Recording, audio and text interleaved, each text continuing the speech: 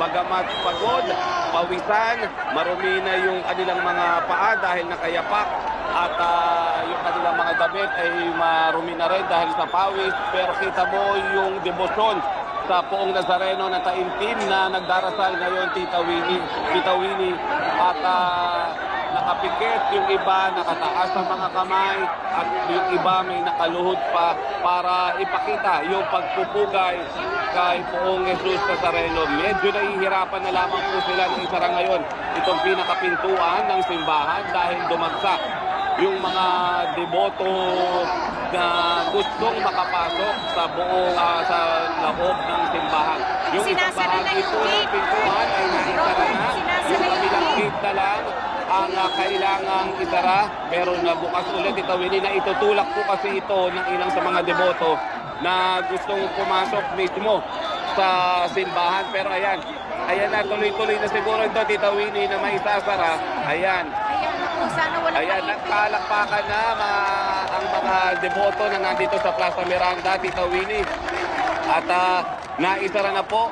Ayan, konting-konti na lang ay maisasara na yung mismong pintuan ng Basilika at Dambana ni Jesus Nazareno. Wala na halos nagpipilit na pumasok, kakapirangkot na lamang yung mga pumapasok dahil ang karamihan nandito na sa labas. At ngayon po ay inaawit na ang himno ng Nuestro Padre Jesus Nazareno.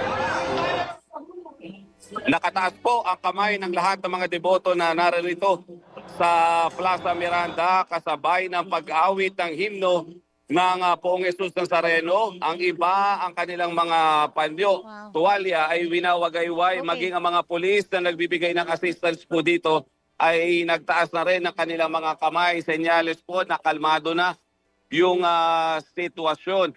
Ang Poong Jesus Nazareno po, ang kanya pong andas ay nasa bukana nitong simbahan at hindi pa tuluyang naipasok sa loob.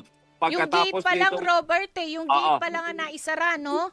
Ayan, yung gate, Tita Winnie, ayan na, tuluyan ng naisara, kaya nagbihiyaw na ng Viva yung mga deboto dito na matapos yung mahigit 30 hours, Tita Winnie, na traslasyon simula pa kahapon ay finally naibalik ang andas ng Poong Jesus Nazareno, ang Poong Jesus Nazareno dito sa kanyang tahanan, ang Quiapo Church. Tuloy-tuloy pa rin yung pagwawagayway ng mga tuwalya. Yung mga estandartes ay ibinungad nila dito sa may pintuan. At kasunod dyan, Tita Winnie, kung hindi ako nagkakamali, magkakaroon ng final blessing ang kura paroko para sa lahat ng mga deboto na dumadaro dito. Nag-thumbs up ang kura paroko. Ibig sabihin, finally, natapos na at naging maayos yung traslasyon. Bagamat nagkaroon ng ilang mga problema sa kasagsagan nito ay at may dalawa na nasawi base na rin sa kumpirmasyon ng pamunuan ng Quiapo Church. Tita Winnie, pakinggan natin ang kura paroko, ang pare ng simbahan ng Quiapo para sa pagsasara nitong kapistahan ng Poong Jesus Nazareno at maging ang traslasyon.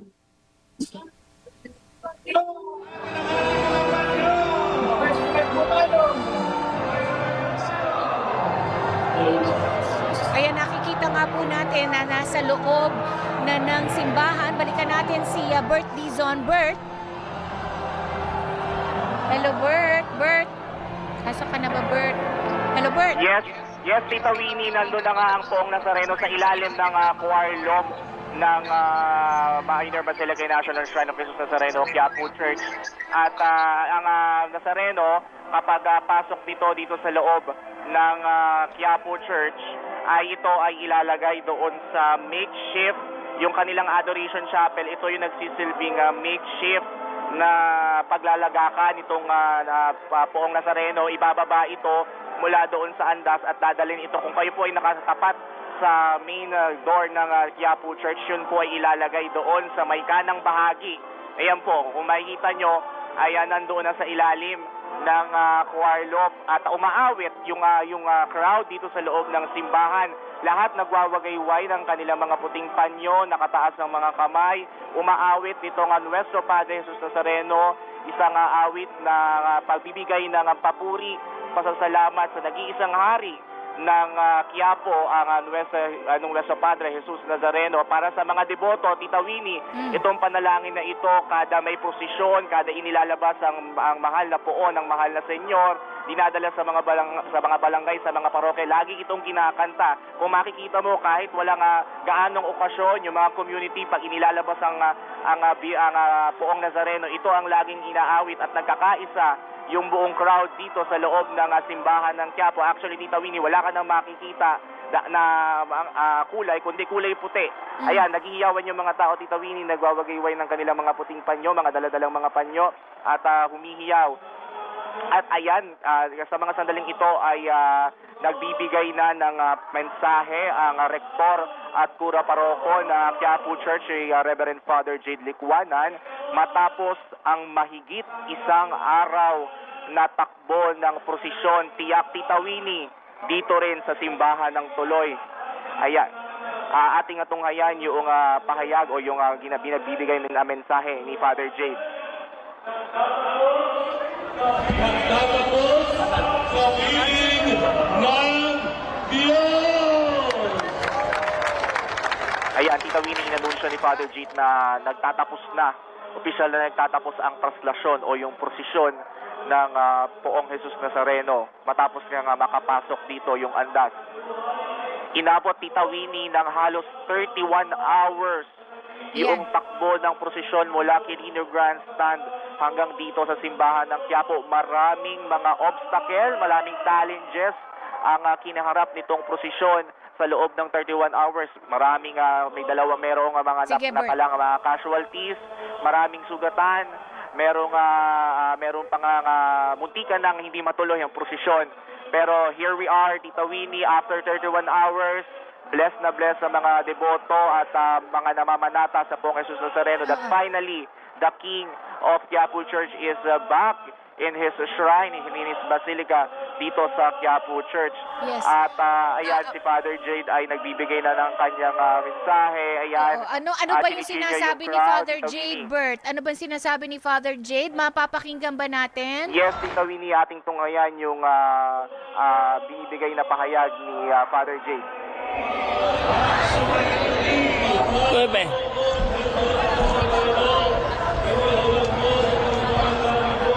Parang hindi maliwanag Yes, Tita ang Winnie, audio. medyo Pero ano yung prayer na ginagawa niya ngayon, Bert? Meron siyang panalangin.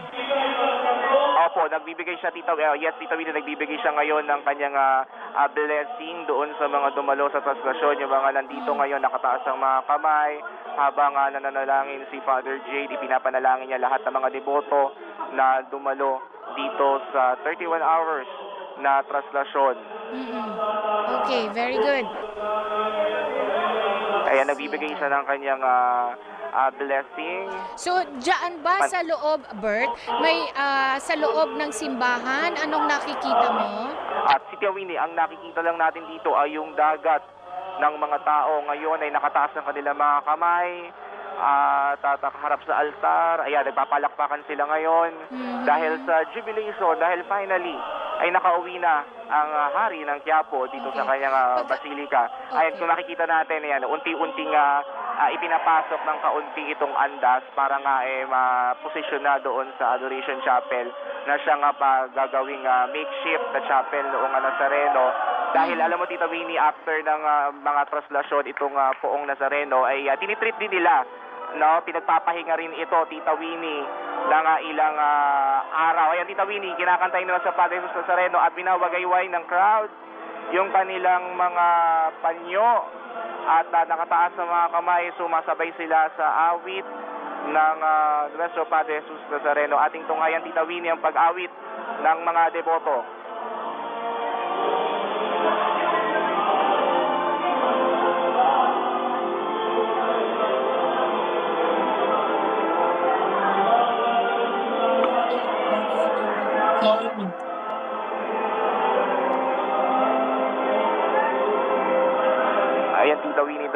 pamamagitan ng pag-awit sa pagsaliw ng awit ay nagbibigay ng panalangin si Father Jade, panalangin ng pasasalamat doon sa Poong Jesus Nazareno dahil hindi niya pinabayaan yung kanyang mga deboto, yung kanyang mga anak na after ng mahabang prosesyon ay natapos na tupad ng mga deboto at mga nagmamahal sa Padre Jesus Nazareno yung kanilang taunang panata. Meron bang misa, Oo. Bert? Tita Winnie, actually, dahil nga pumasok na yung Nazareno dito sa Quiapo, ay pansamantala muna nga hindi natuloy yung ilang mga misa. At actually naman ito na mga traslasyon after nang maipasok, kahit naman yung mga regular na same day na ipapasok, nagpapatuloy yung traslasyon. Pagkatapos ng translasyon ay nagpapatuloy yung ginagawang misa basta hindi pa siya umaabot doon sa last mass na 11 p.m. the usual after ng translasyon. Pero ngayon dahil nga ay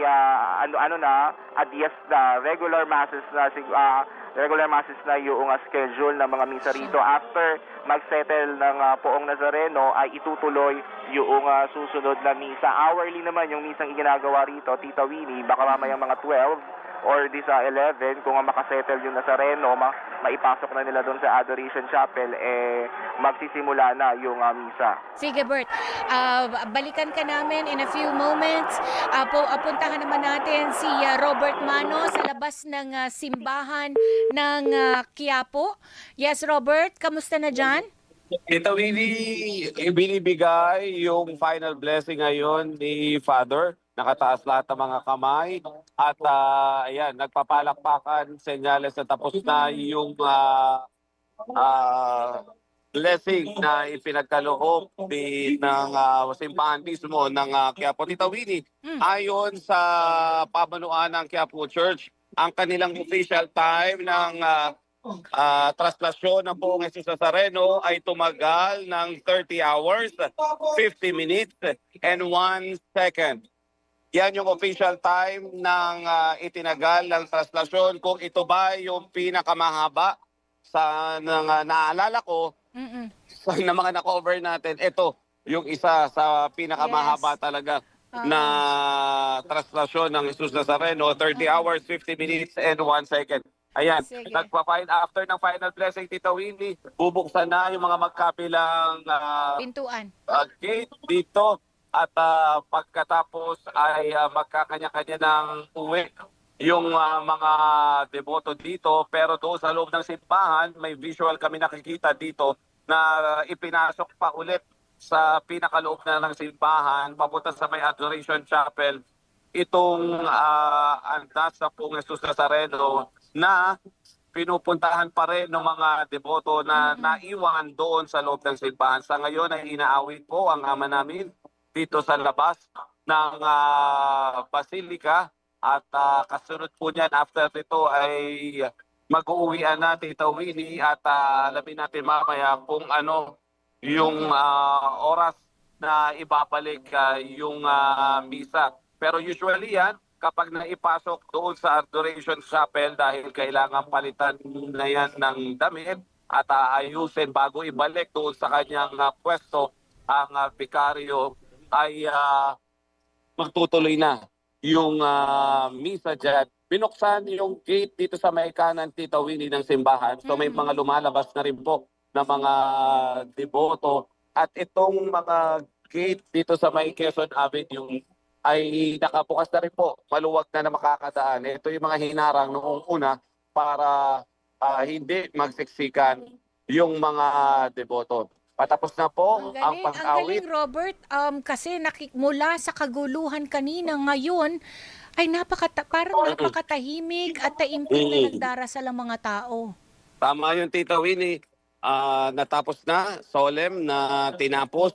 Sabi nga ni Father, pagkahaba-haba man ang prosesyon, sa simbahan din ang tuloy. Ngayon, nagpapasalamat na lang siya sa iba't ibang mga team, lalo na sa Philippine National Police at sa iba pa nila mga volunteer na tumulong para maging maayos itong traslasyon ng Poong Jesus Nazareno, ang Nazareno 2026. So, Tita Winnie, yan ang itinagal ng traslasyon na siyempre kinover ng buong Radyo Patrol at ng buong DZMM Radyo Patrol sa 630 at DZMM Teleradio simula pa kahapon mula po dito sa Plaza Miranda sa ngalan po ng buong puwersa ng DZMM Radio Patrol, ng News and Information Center, ng production, ng teleradyo, ng research, at syempre ng ating digital team.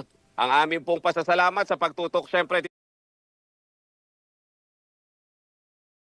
Tita Winnie ng ating mga tagapanood at tagapakinig mula sa umpisa ng mga aktibidad para sa kapiestahan ng Pong Jesus Nazareno hanggang sa huling sandali na maipasok siya dito sa kanyang dambana ay sinundan nila tayo. Kaya ang ating pong pasasalamat at ang masasabi lang natin, Tita Winnie, Viva Nuestro Padre Jesus Nazareno. Balik sa iyo, Tita Winnie. Viva Robert Mano. Maraming salamat. Si Robert Mano po yan. Balikan natin si Bert Dizon. Yes, Bert. Tita Winnie, sa mga sandaling ito ay yung mga deboto na mas piniling manatili rito sa loob ng simbahan ng Quiapo ay unti-unting pumapanik dito sa altar, nakataas sa mga kamay at umuusal ng panalangin. Itong mga membro ng IHOS, nagyayakapan sila, Tita Winnie, yung iba nagbibigay ng pagbati sa isa't isa dahil after, kaya kanina ang sabi sa official record, almost 31 hours ang tinakbo nitong prosesyon. Yes, Bert. Ayan, dahil ito nakikita natin yung tagpo dito ng mga ihos. Yes, Ayan, Bert. nagkakamayan sila, Tita Winnie, Oo. nagpapasalamat sa kapwa nila deboto dahil actually itong mga ihos, sila ang front line. Sila ang talagang nagbata, nagpuno ng hirap, pawis, pagod nila, panahon para lang maitawid, maisakatuparan yung hindi lang nila panata, Yes, Tita Bert. Winnie, kundi panata ng milyong-milyong mga deboto That's ng right. Nuestro Padre Jesus Nazareno. Sa mga Okay. sandaling ito, Tita Winnie, ay inaantabayan na lang natin yung pagpapatuloy Mm-mm. ng mga Sige, misa at karamihan sa ating mga deboto rito ay lumalabas na nga dito sa bahagi ng Quezon Boulevard Okay. at dito sa bahagi ng Sige. Plaza San Juan. Okay, Bert. Sige, extra na tayo, Bert. At yan ang balitang kumpirmado, sigurado para sa Nazareno 2026.